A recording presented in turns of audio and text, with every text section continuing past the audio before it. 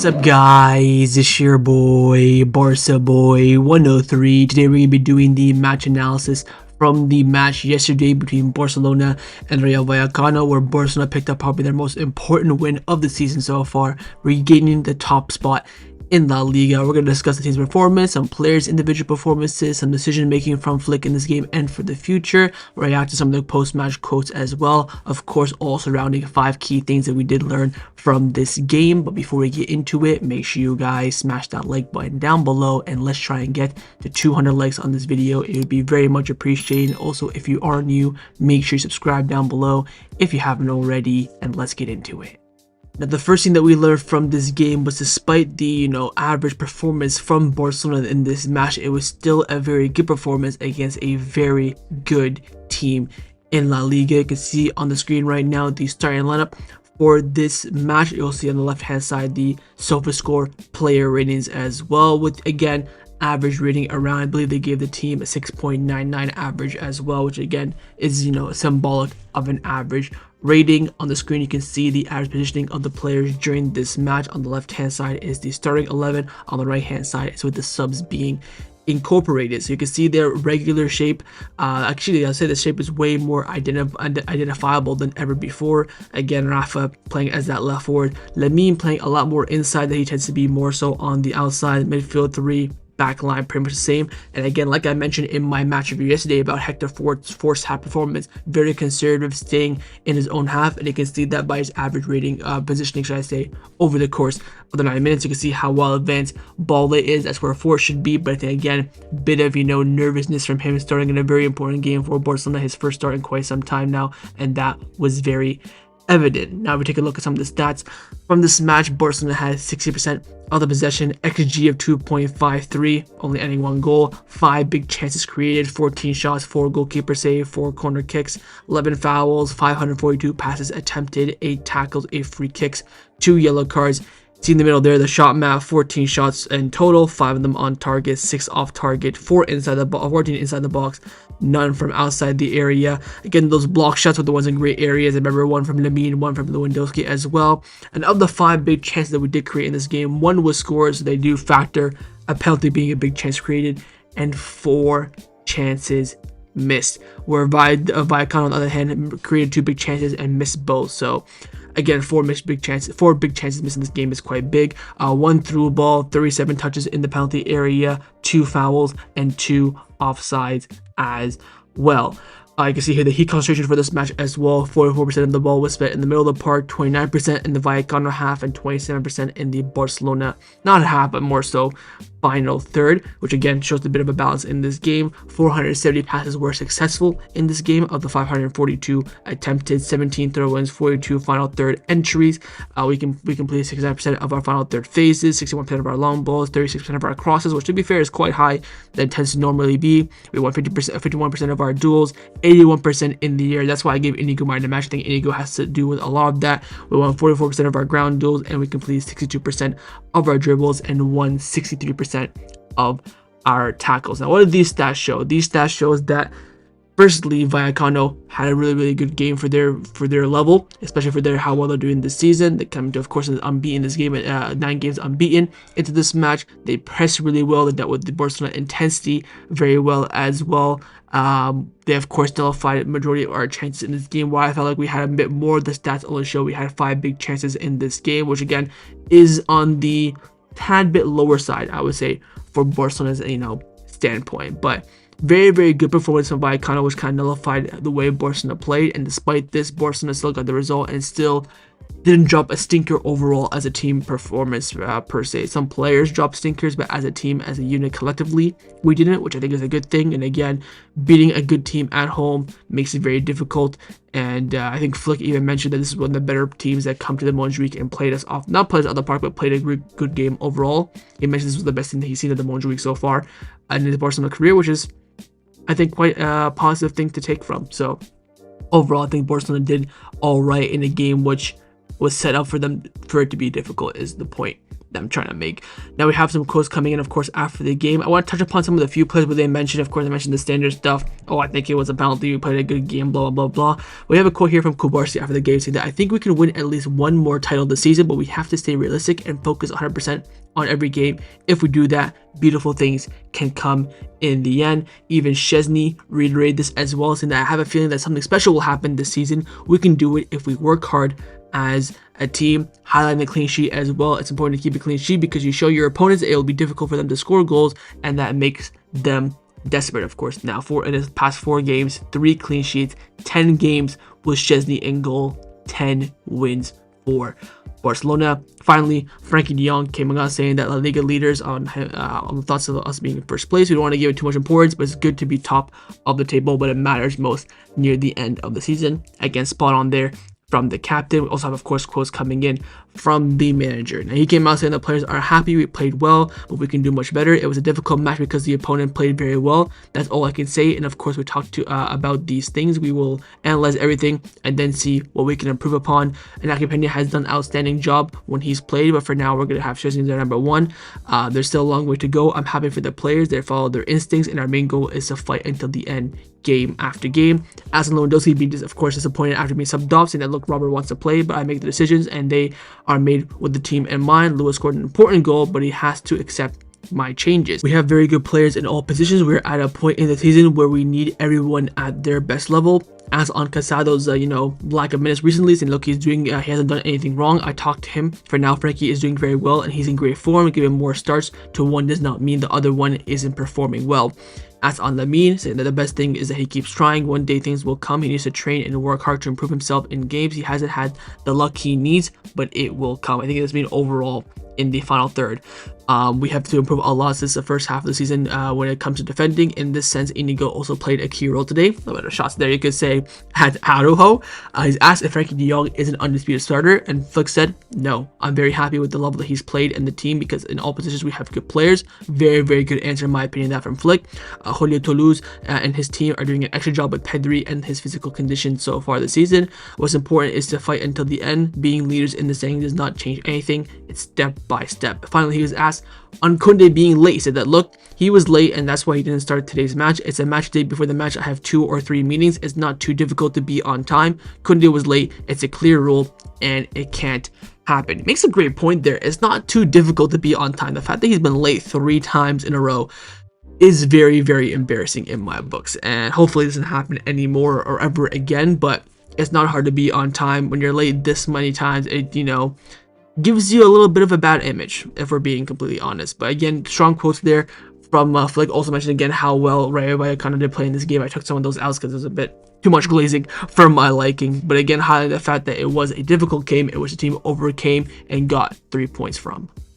Now, the second thing that we learned from this game is the amount of chances, and I would even say, dare I say, big chances that Barcelona are missing this season. You can see here the stats. I believe this is from FootMob about the big chances missed in La Liga. You have Raphinha, Lewandowski, and Lamine Yamal are front 3 in second, third, and 6. 16, 10 chances missed in total, which goes for a total of 42 big chances missed this season, which is astounding. Now, there's not a criticism. I mean, is it a criticism? Yes, because we should not be missing that many chances. Of course, you create more than you miss. I understand that it's difficult to score every single chance you create. Of course, I'm not taking that away.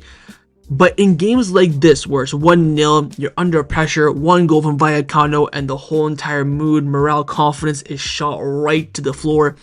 You need those chances going in. Lamine Yamal missing 2 big ones. Raphinha missing 3 big ones today. Lewandowski missing at least 1 or 2 big ones. These need to be converted. Too many times this season we see in moments where we need goals, we don't score. We can beat Valencia 7-1, Valladolid 7-0, 5-0 against Betis. Sure, and yes, we'll glaze it. Yes, it'll be champagne football. But in these moments is where we need the goals the most. I'd rather beat Valencia 5-1 and then transfer those 3 goals in a game like this, where it brings more sense of comfortability. We don't have to be rushing and, being worried about every single action that we do. This is where the front 3 is really relied upon. I feel like they score more when the goals aren't needed, and when the goals are needed is when they tend to struggle. And that, for me, is a key issue, and that's for me where the improvements need to be. 42 big chances, not just chances, big chances missed across our front three. And they're robbing assists from the likes of Balde, Frankie, dare I say Pedri might have 25 assists this season if Rafa and Lamine scored the long balls and through balls that he gives them. It is astounding. And this for me is an issue that has already caused this problem this season, but an issue that isn't being resolved in my opinion.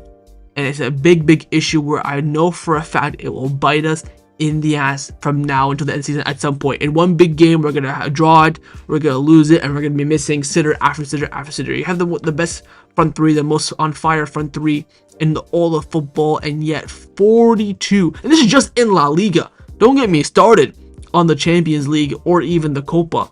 42. It is an astounding number that needs to be much lower, where the front three need to convert these chances, especially in tight, difficult games like the one we just had yesterday.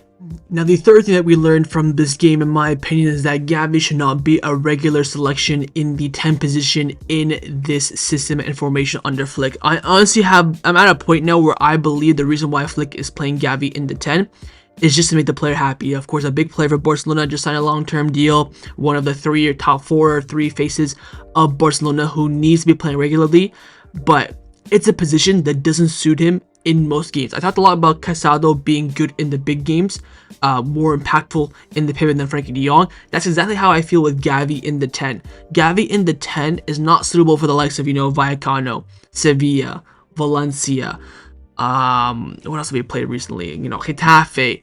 Those are the games where Gavi will be, super strong in the 10. Of course, you can argue today that, of course, Firmino was suspended. Olmo just coming back from an injury, so sure, he's the third choice option. I understand that.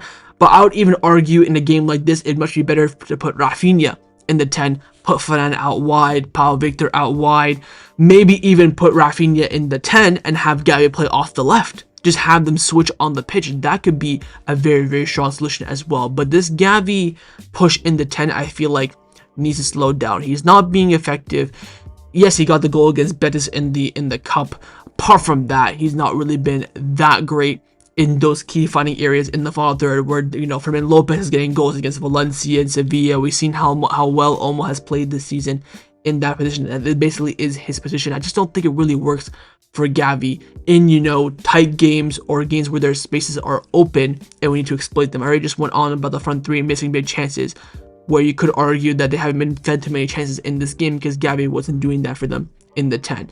So I think the Gavi in the 10 push against these kind of teams needs to slow down. If you want to play in the 10 against, a Bayern, a Madrid, City, Arsenal, where you want to have more control on the midfield and you really just want to have 2 or 3 chances and just hope you score those and really control that midfield, had that intensity there, had that ball winner there, sure, I don't mind that. But having that in a game where you need to score goals, when you're under the cosh a little bit, you're under pressure, you're the bigger team, you're the ones that clear favors and you need to win, I just don't think Gavi really works. I'd rather see Gavi play in the 8 instead of Pedri, give Pedri some rest.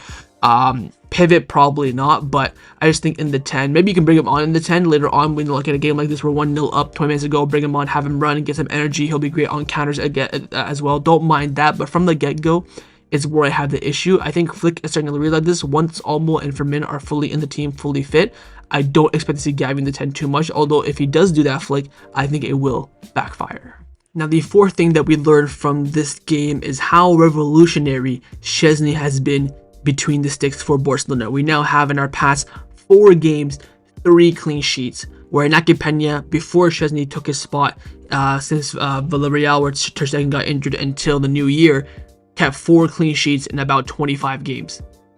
I'm not really going in on Iñaki too much. I'm not saying that he's bad, but there's a big difference, and that is, of course, confidence and composure, which Szczęsny has due to his experience. So you could say maybe when Iñaki Peña is, in his prime and has experience and confidence, it might work better for us. But under pressure, Szczęsny just deals with the ball so well. We saw it so many times in this game.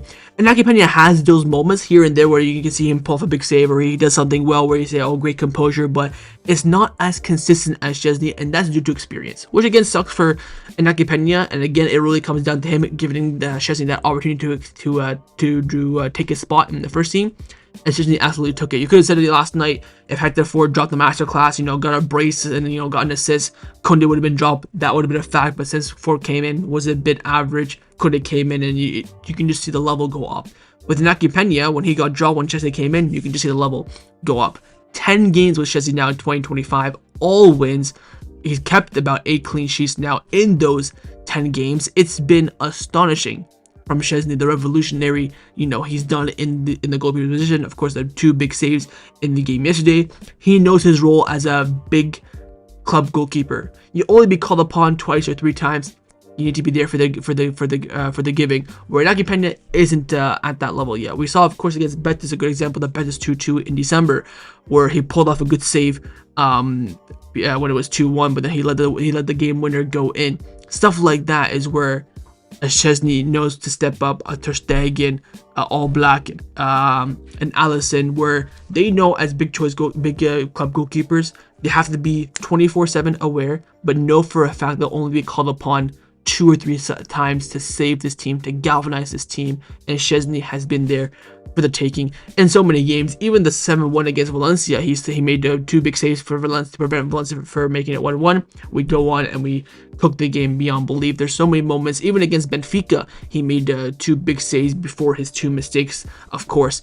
But that is what Tech brings in between the 6. Full Modor in full effect for Szczęsny. We've been calling for this now since we signed Szczęsny, to be honest, because Iñaki Peña, for me, there's no signs, there's no signal to say that he will grow. I think right now this is what we've seen from Iñaki Peña now from Villarreal when Ter Stegen got injured until the new year. That for me was his peak. Had some good moments for sure, but I'd rather have a goalkeeper like Szczęsny where he gives you so many good moments than having Iñaki Peña where he has good moment here, there. It just doesn't make sense. Where, of course, Flick is still defending him in the media, saying that he's been great, but I just prefer Szczęsny. But we all know the real, outlying reason. It's just Szczęsny's composure and his ability to read games and be called upon a big moment is what's, clear and over the top over Iñaki Peña. And the 5th and final thing that we learned from this game is, of course, taking that lead in the league title race, but still not a foregone conclusion that we will win the league title. There are, of course, 14 games remaining, and anything can happen. It's 1 point separating 1st and 3rd. And what does that mean? 1 drop point, a game where you draw or lose, the whole table shifts and turns. For me, and of course, when we were 10 points behind Real Madrid, I was very confident that we weren't going to go on to win this league. I might still be correct, of course. But for me, now the mission is to create a lead. We need some sort of a cushion from now until we face Atletico Madrid in the league, which I believe will be in the middle of March. We have just about, I think, a month left until that game. We need a little bit of a cushion going into that game. Going into that game, Metropolitano away, needing a must-win, is a bit of risky business. If we can have some sort of a cushion, a 3-point, 4-point cushion, that would be great. Of course, Real Madrid are playing games week in, week out. They have, of course, the Champions League round 32. I think there will be a Champions League game before we play Atletico Madrid in the league. Of course, we have them next week in the cup. But we need, I think, at least a 4-point cushion between 1st and 2nd place. Of course, us being 1st. To really have a momentum building, we need to go into the Atletico Madrid game knowing that if we lose, we'll still be 1st. That's basically what I'm saying. And then from there, we can spur on. Like I mentioned in my Goals TV video last week, I'll say it again. Barcelona have a very doable run from now until May. The only hard game that we do have is Atletico Madrid away. But once we hit May, we have Clásico at home. We have Espanyol, Catalonia Derby away. We have San Mamés as well. So all of our hard games are in May. So we just survive until May, create a gap, 7-point lead, wherever the case may be. Go into May having maybe a game where we can slip up and still, of course, want to win the league. That is what this team needs. But of course, building that lead is not only winning your games on your own, but hopefully relying on the 2 other teams to drop points as well. So far from over. Despite taking the lead, this now just brings the real entertainment. I feel like this is going to be, the 3 leaders are going to be bouncing back and forth from now until the end of the season, if I'm being completely honest. But the one who is, of course, most consistent will be crowned the champion. So that was the match analysis from the match yesterday between Barcelona and Rayo Vallecano. Hopefully you guys enjoyed this video. If you did, of course, make sure you drop a like down below, and of course in the comments down below as well. Let me know your thoughts on everything we did discuss, and of course make sure you guys subscribe down below if you haven't already, and I will see you guys next time on the channel. Take care, and Forza Barca.